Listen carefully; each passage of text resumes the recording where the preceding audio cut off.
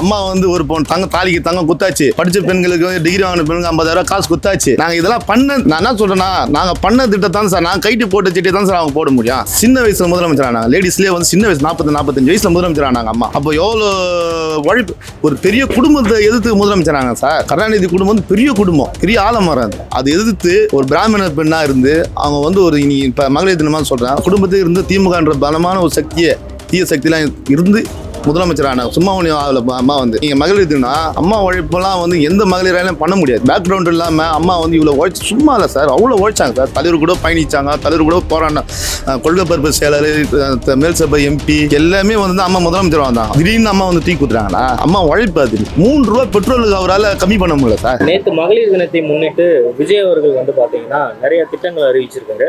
குறிப்பா பெண்களுக்கு வந்து நான் 2,500 ரூபாய் மாதம் கொடுத்துருவேன் அப்படின்னு சொல்லியிருக்கு. இந்த திட்டங்களை நீங்க வரவேற்கிறீங்களா? இல்லை சார், அண்ணா திமுக ஒரு திட்டம் அறிவிக்கிறாங்கன்னா அடுத்த கவர்மெண்ட் 2026 கவர்மெண்ட் இவங்களுக்கு தான் நடக்க போகுது போட்டியது. இவர் களத்திலே இல்லை. இப்போ வராதவங்களாம் வந்து இப்போ ஏன்னா ஒரு எக்ஸ் எம்எல்ஏ இருந்தார், முன்னாள் அவங்க அப்பா ஒரு எக்ஸ் எம்எல்ஏ இருந்தார், அரசியல்வாதி பையனா பரவாயில்ல, சாத்தியமானது நீங்கள் சொல்லிட்டு சாத்தியமாக இருக்கும். இவர் திடீர்னு வந்தார், 2 வருஷமாக தான் அவரை நம்ம பார்க்குறோம். அது சினிமாலேருந்து வந்தார். இப்போ பொருளாதாரம் இப்போ பார்த்தீங்கன்னா இன்றைக்கி வந்து 10 லட்சம் கோடி கடன் இருக்குது, 11 லட்சம் கோடி கடன் இருக்குது. இப்போ அந்த கடனெலாம் தாண்டி இப்போ எடப்பாடியான ஒரு திட்டத்தை அறிவிக்கிறாருன்னா அவருக்கு தெரியும். ஏன்னா இந்த நம்ம ரன் பண்ணிக்கிறோம், அந்த கவர்மெண்ட் கொரோனா பீரியட்லேருந்து அவர் கவர்மெண்ட் ரன் பண்ணிக்கிறதா சிக்கல்னா நடைமுறைன்னா அவருக்கு தெரியும். இப்போ ஸ்டாலின் ஐயா, இப்போ ஸ்டாலின் இது பண்ணுறாருன்னா அவருக்கும் தெரியும் கவர்மெண்ட் ரன் பண்ணிக்கிறாரு. அவரும் அவங்க அப்பா காலத்துலேருந்து அரசியல்வாதி, அவங்களுக்கான தெரியும். அதனால் அவருக்கு ஒரு அறிக்கை வராங்க, அது வந்து மக்கள்கிட்ட போய் சேரும், நம்புவாங்க. இப்போ இவர் வந்து 2,500 ரூபாய் இல்லை 5,000 ரூபாய் கொடுத்தா கூட மக்கள் நம்ப போகிறது கிடையாது. இல்லை, இதுதான் தலை ரீசனு. இப்போ நான் வந்து சொல்லிக்கலாம், நான் எம்எல்ஏ ஆவேன், அது கூட ஒரு நம்புனல. இது இதுக்கெல்லாம் பெண்கள் மத்தியில் ஒரு வரவேற்பு இருக்கே சார்? இல்லை சார், அது இவங்களாம் வந்து சொல்லிக்கிறது தான் சார். இது பெண்கள் மத்திய இது வரைக்கும் ஒரு நோட்டீஸ் கூட பார்க்கல. இப்போ நாங்கள் களத்தில் இறங்கி வேலை செய்யணும் வரோம். இப்போ நாங்கள் திட்டம் அறிவிச்சதுலாம் நாங்கள் மூணாவது தடவை நாங்கள் நோட்டீஸ் கொடுக்க ஆரம்பிச்சிட்டோம். எங்கள் மாவட்ட திருமலை மோகன் வந்து என்ன பண்ணுறாருன்னா நோட்டீஸ் போட்டு கொடுக்குறாரு. நாங்கள் வீடாக போய் கொடுக்குறோம், வாக்காளர்கிட்ட கொடுத்து அந்த பில்லு இதெல்லாம் கொடுத்து நாங்கள் வாக்காளரை போய் பார்க்குறோம். அவங்க வந்து வரவேற்கிறாங்க. அதுமாரி வருஷத்துல இவ்வளோ லட்ச ரூபாய் உனக்கு இதாகுது சொல்லிட்டு அந்த பில்லுலாம் கொடுக்குறோம். ஐடிங் சார்பாக, அந்த டிவிஷன் சார்பாக அந்த நோட்டீஸ்லாம் நாங்கள் திட்டம் அறிவிக்க என்ன பண்ணுறாங்க, எடப்பாடி திட்டம் அறிவிக்க என்ன பண்றாங்க, மாவட்ட நோட்டீஸ் போட்டு பாக வாரியா கொடுக்குறோம். நாங்கள் பாகத்தில் வந்து 20 பேர் போட்டு வச்சுக்கிறோம். நீங்க ஃபீல்டில் வந்து டிவிகே பர்சன்ஸ் இல்லை சார். அது ஏன்னா நம்ம தான் டெய்லியும் சுற்றுறோம் சார். நாங்கள் நீங்கள் பாருங்களேன், நீங்கள் டெய்லியும் சுற்றுறோம். நாங்கள் டெய்லியும் களம் பண்ணி ஆட்டுறோம். வேலை வெட்டிலாம் நம்ம கட்சி அரசுன்னும் போது நம்ம கட்சி தான் நம்மளுக்கு. டெய்லியும் அவ்வளோ ப்ரெஷர். நேற்று கூட ஐடி மீட்டிங், நேற்று கூட வட்டத்தை கூட்டம், எல்லாத்தையும் கூட்டம் அவ்வளோ ப்ரெஷர் பண்ணுறாரு எங்களை. டெய்லியும் இனி கூட வாக்காளர் பட்டியலை செக் பண்ணுறது போகிறோம், செக் பண்ணிட்டு வந்து உட்காடுறோம். இந்த பாருங்க வண்டி இருக்குது, வாக்காளர் பட்டியல் செக் பண்ணிட்டு வந்து உட்காரோம். ஏன் உட்காரோன்னா இதெல்லாம் நடக்க போகுது. இப்போ நாங்கள் சொல்கிறது தான் மக்கள்கிட்ட போய் சேர போகுது. ஆனால் விஜய் சொல்கிறது தான் வந்து மக்கள்கிட்ட சேராது. அவர் ஃபஸ்ட்டு அவர் ஜெயிக்கிறாராம் பார்க்குறோம். சரி, இவ்வளோ சொல்கிறீங்க, இதை தாண்டி ஒரு மகத்தான திட்டத்தை அறிவிச்சிருக்காரு. என்ன திட்டம் சார் இது? கல்யாணம் ஆகிறவங்களுக்கு 1 பவுன் வரைக்கும் நாங்கள் வந்து அது அம்மா நாங்களாம் சார் அதெல்லாம் எப்பயோ குத்தாச்சு சார். இவங்கெல்லாம் அறிவிச்சுக்கிறாங்க சார். நாங்கள் அதுதான் அது ஆல்ரெடி நாங்கள் குத்து முச்சாச்சு சார். அதெல்லாம் அம்மா வந்து ஒரு பொண்ணு தாலிக்கு தங்கம் குத்தாச்சு, படிச்ச பெண்களுக்கு டிகிரி வாங்கின பெண்களுக்கு 50,000 காசு குத்தாச்சு. நாங்கள் இதெல்லாம் நான் என்ன சொல்றேன்னா, நாங்கள் பண்ண திட்டத்தான் சார், நாங்கள் கைட்டு போட்ட திட்டத்தை தான் சார் அவங்க போட முடியும். புதுசாக ஒன்றையே எடுத்து வந்து இங்கே நொட்ட முடியாதுங்க. எல்லாம் நாங்கள் பண்ணியாச்சு. நாங்கள் பண்ணாது என்ன இருக்குது சொல்லுங்க பார்க்கலாம். அம்மா பண்ணி விட்டு போயிட்டான், தலைவர் பண்ணி விட்டுவான். எடப்பாடி என்ன பண்ணிட்டாரு, அம்மா பண்ணி விட்ட திட்டத்தெல்லாம் செயல்படுத்தினாரு எடப்பாடி. என்ன இப்போ புதுசாக அவரும் ஒரு திட்டத்தை இருக்கிறார். அவர் சொல்கிறாரு என்னால் முடியும்னாலும் அது முடியும் தான் அவருக்கு. ஏன்னா கொரோனா பீரியட்லேருந்து அவர் காமிச்சிட்டாரு எவ்வளோ நம்ம கொரோனா பீரியட்ல அந்த மார்க்கெட்டில் ஜிலோன்னு இருக்கும். அதெல்லாம் எல்லாமே சக்ஸஸ்ஃபுல்லாக பண்ணார். கொரோனா பீரியட்ல கவர்மெண்ட் ரன் பண்ணார் அவர். அதனால் அவர் திட்டம் அறிவிக்கிறாருன்னா மக்கள் மத்தியில் போய் சேரும், வேற ஒன்றும் கிடையாது. சார், இப்போ மகளிர் சுய உதவி குழுவில் இருக்கும், அதான் மகளிர்களுக்கு வந்து பார்த்தீங்கன்னா 5 லட்சம் வரைக்கும் நாங்கள் வட்டியில்லா கடன் கொடுக்குன்ற மாதிரி சொல்லியிருக்காரு. சரி சார், ஆல்ரெடி நீங்கள் அறிவிச்சிருக்கீங்க, இதை எப்படி பார்க்குறீங்க? அதுதான் சார் எல்லாரும் ஒரு அறிக்கை உள்ளலாம் சார். அது இப்போ இது வந்து ஒருவங்களை பொறுத்துக்குது சார், புரியுதுங்களா? இப்போ நான் எடப்பாடி ஒரு அறிக்கை விடுறாருன்னா அந்த அறிக்கை போய் மக்கள் மத்தியில் போய் சேரணும் சார். ஏன்னா அவர் சேர்ந்துட்டாரு, சக்ஸஸ்ஃபுல்லாக ரன் பண்ணிட்டார் எல்லாத்தையும், புரியுதுங்களா? இப்போ நீங்கள் ஒரு அறிக்கை விடுறதோ நான் ஒரு அறிக்கை விடுறதோ போய் மக்கள் மத்தியில் சேராது. இவர் வந்து சும்மா அந்த நேரத்தில் பார்ப்பாங்க, கை தட்டுவாங்க, கொள்ளலாம் கண்டி இவரால் செயல்படுத்த முடியாது சார். சார், பெண்கள்லாம் அழுகுறாங்களே சார், எங்களெல்லாம் காப்பாற்ற வந்துட்டாரு, அண்ணா வந்துட்டாருன்றாங்களே சார். எது சார் அழுகுறாங்களே சார்? அது சார் அவங்க பொண்டாட்டி அழுகுது சார் ஃபஸ்ட்டு, அது ஒன்றே கிடையாது. நம்மளுக்கு மனசு வருத்தமாக இருக்குது. பாவம் நம்மளும் அந்த ஃபேஸ்புக்லாம் பார்க்குறோமா, அந்த அவங்க பையனை வந்து ஒரு அவார்டு ஃபங்க்ஷனில் கலந்துக்கிறாங்க. அவ்வளோ பெரிய பொண்ணு, அவ்வளோ பெரிய பையன் 2 பேர் தான். நான் ஃபேஸ்புக் நேற்று தான் பார்த்தேன். நம்மளுக்கு ஒரு கண்ணு கலங்குது. ஏன்னா என்ன கோடியாக பணத்தை வச்சுக்கிறா போல இவ்வளோ ஸ்டேஜில் ஏறி பார்த்துறா. யாரும் கிடையாது, அம்மா கிடையாது, அப்பா கிடையாது. அந்த 2 பொண்ணுங்க வந்து அவங்க அண்ணன் வந்து அப்படி கட்டி பிடிச்சி மாலை போடுறான் அந்த பொண்ணுக்கு, அவன் தங்கச்சிக்கு மாலை போட்டு அரவணிக்கும் போது நம்ம கண்ணு கலங்குது. ஏன்னா நம்ம வீட்டு பிள்ளைங்க, நம்ம அண்ணன் விஜய் கூட நம்ம அண்ணன் பிள்ளைங்க பசங்க மாதிரி நம்மளும் பார்க்குறோம். புரியுதுங்களா?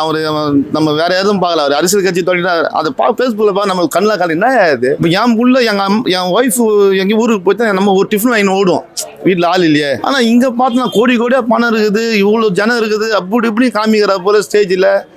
ஆனால் நம்ம பார்க்கும் போது நம்மளுக்கு ஒரு மாதிரி ஆகுது சார். இதை நாங்கள் கேட்டா அவங்களோட பர்சனல் விஷயத்தை சார் நான் அவனை சொல்லிட்டோமா சார். பப்ளிக்கு பொறுத்த வரைக்கும் நீ இது வீட்டுக்குள்ளே இருந்தனா பர்சனல். இப்போ என் ஒய்ஃபை நான் ரோட்டில் வச்சேன்னா நீ கூட வந்து கேட்கலாம்.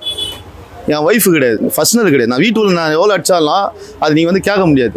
ரோட்டில் வச்சேன்னா நீ கூட வந்து கேட்கலாம். இது எப்படி சார் பர்சனல்? நீ பொது வாழ்க்கைக்கு வந்து பர்சனலே கிடையாது சார். நான் பொது வாழ்க்கை வந்துட்டு நான் தப்பு பண்ணால் அது பர்சனல் கிடையாது. நான் பொது வாழ்க்கை வராமல் நான் தப்பு பண்ணால் பர்சனல். இப்போ நான் களத்தில் இறங்கி ஓட்டு கேட்க போகிறது நாங்கள் தான். இப்போ நான் போய் தப்பு பண்ணி போய் ஓட்டு கேட்டனா எனக்கு ஓட்டு போடுவாங்களா? இவனே ஒரு குடிகாரன், இவனே வந்து இப்போ நான் போய் ஓட்டு கேட்கறதுக்கு நான் நல்லவனாக இருக்கணும். அதிமுக ஓட்டு போடுங்கன்னு என் தலைவன் நல்லவனாக இருக்கணும். இப்போ இந்த திட்டத்தால் யாருக்கும் எந்த பயனும் இல்லையா? எந்த பயனும் இல்லை சார். எடப்பாடி அறிவித்த திட்டம் மட்டும்தான் சார் மக்கள் மத்தியில் சேருது. நாங்கள் போகிறோம், இனி கூட களை பண்ணி ஆட்டணும். எடப்பாடி அறிவித்த திட்டம் ஒன்று வந்து டக்குன்னு அறிவிக்கல சார். ஒன்று யோசிச்சு அதுக்கு எது பண்ண முடியுமோ அது மட்டும் தான் அறிவிக்கிறார். இவங்க பண்ண முடியாதெல்லாம் அறிவிக்கிறாங்க. 6 சிலிண்டர் கொடுப்பேன்னு சொல்லியிருக்காங்க. அதெல்லாம் எப்படி சார்? போன பீரியடில் வந்து ஸ்டாலின் வந்து அறிவிச்சார். 150 சில வாக்கு இது தேர்தல் இதில் பட்டியலிட்டாரு. அது எதுவுமே செயல்படுத்தலை. 3 ரூபா பெட்ரோலுக்கு அவரால் கம்மி பண்ண முடியல சார். ஏன் முடியல?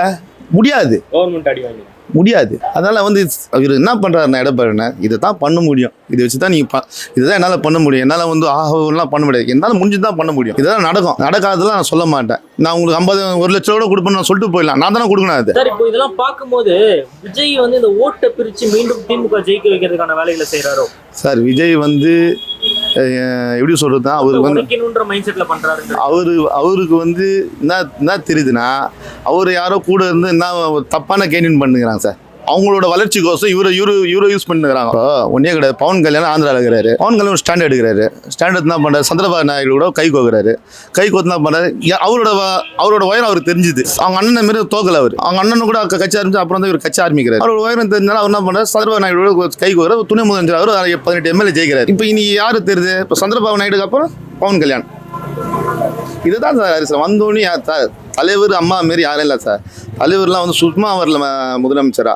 அவர் சினிமாவில் இருந்துன்னு திராவிட கட்சி கோசம் அண்ணா கோஷம் ஒழிச்சு MA சேர்ந்து கட்சியில் நின்று அப்புறம் படிப்படியாக தான் வந்தாங்க. அம்மா வந்து சும்மா வரல. அவங்க அம்மா உழைப்பெல்லாம் வந்து உலகத்தில் நீங்கள் மகளிர்னா அம்மா உழைப்பெல்லாம் வந்து எந்த மகளிராலையும் பண்ண முடியாது. பேக்ரவுண்ட் இல்லாமல் அம்மா வந்து இவ்வளோ உழைச்சி சும்மா இல்லை சார், அவ்வளோ உழைச்சாங்க சார். தலைவர் கூட பயணிச்சாங்க, தலைவர் கூட போராடின கொள்கை பரப்பு செயலர், மேல் சபை MP எல்லாமே வந்து அம்மா முதலமைச்சர் வந்தாங்க. திடீர்னு அம்மா வந்து தூக்கி கொடுத்துறாங்களா? அம்மா உழைப்பு. அது சின்ன வயசுல முதலமைச்சர் ஆனாங்க. லேடிஸ்லேயே வந்து சின்ன வயசு 40-45 வயசுல முதலமைச்சர் ஆனாங்க அம்மா. அப்போ எவ்வளோ உழைப்பு. ஒரு பெரிய குடும்பத்தை எதிர்த்து முதலமைச்சர் ஆனாங்க சார். கருணாநிதி குடும்பம் வந்து பெரிய குடும்பம், பெரிய ஆலமரம். அது எதிர்த்து ஒரு பிராமண பெண்ணாக இருந்து அவங்க வந்து ஒரு இனி இப்போ மகளிர் தினமாக சொல்கிறேன் இருந்து அந்த குடும்பத்தை இருந்து திமுகன்ற பலமான ஒரு சக்தியை தீய சக்தியெலாம் இருந்து முதலமைச்சர் ஆனாங்க. சும்மா ஒன்று ஆகலை அம்மா வந்து. நான் என்ன சொன்னேன், உன் இஷ்டம் அது, நீ முதலமைச்சர் ஆகு, எதனா உழைச்சி ஃபீல்டுக்கு வா, களத்துக்கு வா. நான் பேட்டி கொடுக்குறேன். என்னமே ஒரு 10 நிமிஷம் நீ பேட்டி கொடுத்துருப்போம். உனக்கு ஒரு 10 நிமிஷம் ப்ரெஸ்ஸை வந்து பார்த்துட்டு போக சொல்லு. வேறு ஒன்றையும் தேவை. 10 நிமிஷம் ப்ரெஸ்ஸை பார்க்க சொல்லு. சரி, ப்ரெஸ்ஸை கூட பார்க்க தேவை. 10 நிமிஷம் புள்ளிங்களை 2 புள்ளிங்களை பக்கத்தில் வச்சு நீ ஃபோட்டோ ஒன்று கொடு. இப்போ இருக்கு லைவில் அவன் பொண்டாட்டி கொடு. உனக்கும் பொண்டாட்டி தானே பிரச்சனை. புள்ளிங்க என்ன பண்ணிச்சு? புள்ளிங்க பாவம்ல, நீ பெத்த புள்ளிங்க தானே சார். அவங்க ஒய்ஃப் வந்து தன்னோட வீட்டுக்குள்ள விடுங்கன்னு சொல்லி பெட்டிஷன். ஆமாம் சார், இது ஜனநாயகம் தானே சார். ஜனநாயக நாடு சார் இது. பாவம் அந்த அம்மா வந்து நீங்களும் லவ் பண்ணி தான் கல்யாணம் பண்ணிக்கிறீங்க, சும்மா ஒன்றும் கிடையாது. அந்த அம்மா உங்களே நம்பி லண்டன்லேருந்து வந்துக்கிறாங்க. அவங்களும் வந்து நம்ம தமிழ் பெண்ணு தான், அவங்க ஈழத்தமிழ். அவங்களுக்கு பண்ணுற துரோகம் இல்லை சார். பாவம் அது நம்ம வாய்க்கே அவ்வளோ பேசலாம் சார்.